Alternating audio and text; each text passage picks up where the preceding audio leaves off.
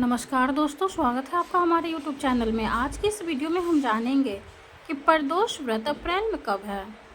हिंदू पंचांग के अनुसार हर माह के कृष्ण और शुक्ल पक्ष की त्रयोदशी तिथि को प्रदोष व्रत रखा जाता है। इस दिन भगवान शिव की विधिवत पूजा करने के साथ व्रत रखने से सुख समृद्धि की प्राप्ति होती है और दुर्भाग्य से मुक्ति मिल जाती है। ऐसे ही वैशाख मास के शुक्ल पक्ष की त्रयोदशी को प्रदोष व्रत रखा जा रहा है। शुक्रवार के दिन पड़ने के कारण इसे शुक्र प्रदोष व्रत कहा जाएगा। इस दिन पंचग्रही योग के साथ साथ मालव्य लक्ष्मी नारायण राजयोग का निर्माण हो रहा है।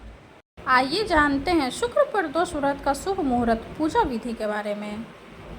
पंचांग के अनुसार वैशाख मास के शुक्ल पक्ष की त्रयोदशी तिथि 25 अप्रैल को सुबह 9:26 से आरंभ हो रही है, जो 26 अप्रैल को सुबह 8:12 पर समाप्त होगी। प्रदोष काल में भगवान शिव की पूजा होती है। शास्त्रों के अनुसार प्रदोष काल का वक्त आमतौर पर सूर्यास्त से 45 मिनट पहले से लेकर 45 मिनट बाद तक रहता है। इसलिए शुक्र प्रदोष व्रत के दिन शिव जी की पूजा के लिए शुभ मुहूर्त 6:58 से रात 9:13 तक रहेगा।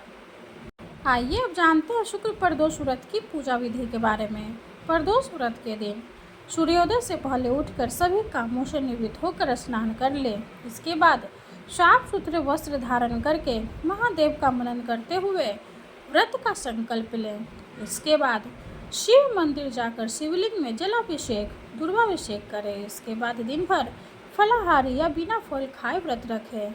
उसके बाद शाम को प्रदोष काल में पूजा करना शुभ माना जाता है। शाम के समय दोबारा स्नान आदि के बाद साफ वस्त्र धारण करें। इसके बाद पूजा स्थल को गंगाजल से पवित्र कर सबसे पहले गणेश जी की पूजा करें। उसके बाद भगवान शिव की पूजा आरंभ करें। शंकर जी को गाय के दूध, घी, गंगाजल, दही, शहद, शक्कर आदि से अभिषेक कराएं। इसके बाद फूल, माला, सफ़ेद चंदन, धतूरा, बेलपत्र, भस्म, अक्षत, कलावा, आक के फूल, जनेऊ, धूप जला दें। फिर शिव जी के मंत्र चालीसा के साथ प्रदोष व्रत कथा का पाठ कर लें।